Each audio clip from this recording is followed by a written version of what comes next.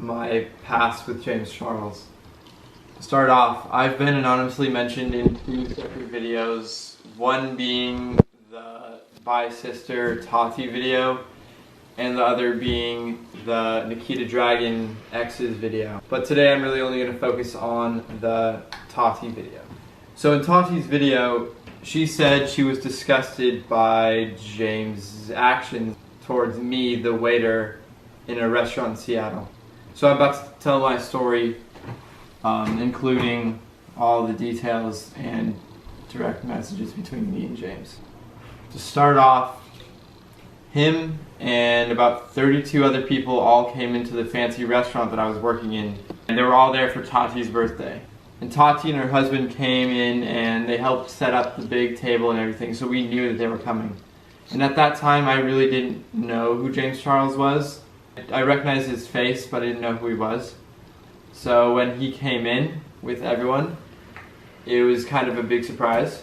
So when he came into the restaurant, I noticed him and his kind of entourage with Jeffree Star, him, so Jeffree Star, James Charles, and all of Tati's family was there at my restaurant. And throughout the night, James and his friend and everyone, they just kept looking at me, but especially James. And he was looking at me. Later on that night, he started talking to the other employees about me, asking me if I had a Valentine. This was on Valentine's Day. And he kept asking the waiters if I was single and that they thought I was very attractive. Or he especially thought that I was very attractive and he wanted to get my phone number and all that. But the wait staff at my restaurant didn't let that happen. He left and it kind of just went untalked about. The next day, my sister convinced me to direct message James Charles, and I did. We can throw the screenshot up here somewhere in post. I said, "LOL, it's Sam the busser from John Howie." John Howie is the restaurant that we worked at.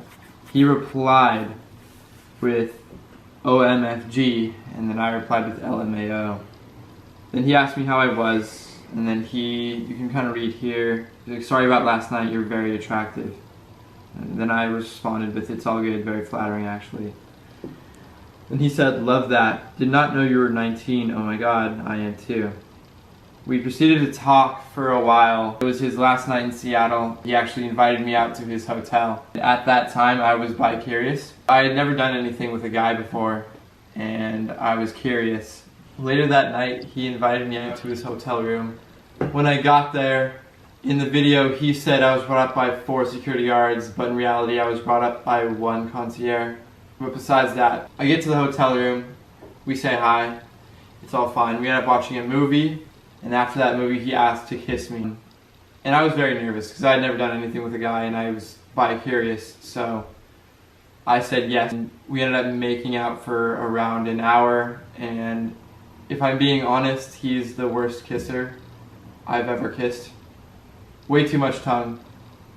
Yeah, but besides that, so he didn't want me to leave from the hotel room, and he kept telling me to stay, like, please stay, don't leave me, all this and that, but I really wanted to go home. So I left, and throughout the following weeks, we kept in contact, and my birthday was coming up on the 22nd. And he wanted to fly me out to LA. And that kind of freaked me out because at that point I was pretty sure I was straight. So I told him in a long text message that I am straight and that if he were to fly me out, I wouldn't think it was right if I wasn't attracted to him. But if he still wanted to fly me out as friends, I gave that as an option to him. So he declined my offer and canceled the flight, and that's when he got really sad and emotional. He took to social media, and his response to me was that he didn't think that I was straight. He told me, "You're not straight." Like, I'll throw up the DM conversation right here. And we kind of stopped talking after that for a little bit, and then he came back to me. He asked me for closure. after he called me for the closure conversation, he offered to fly me out again, and I declined. Because I didn't want to use him for his money or his fame. I thought that that was wrong, and that's what everyone was telling me, that it would have been wrong to go out there if I wasn't actually feeling the same way that he was. So I declined for the second time the trip to LA. He still went on to say he thought I was bisexual or gay and attracted to him when I had told him different. That pretty much went on for a long time until we kind of ended it at, I'm legitimately not feeling anything, please stop talking to me, this and that. So in this screenshot, it shows him telling me how I felt, and luckily I screenshotted it because later on he went on to delete and unsend those messages, knowing he was in the wrong and he was guilty. So those messages in the live conversation aren't there anymore. Not only was he telling me how I felt, telling me that I was bisexual, but he was also at the same time talking to Gage. And I found this out after Gage released his video explaining his side of the story with James. And then I was just done with him. I didn't want to have anything to do with him after that, after finding out that he was kind of playing two straight guys at the same time. So we have footage of him admitting to it on FaceTime that he was in fact talking to me and Gage at the same time. Sure, what's up? I'm just gonna jump straight into it. So I just kind of watched the Gage thing. Yeah.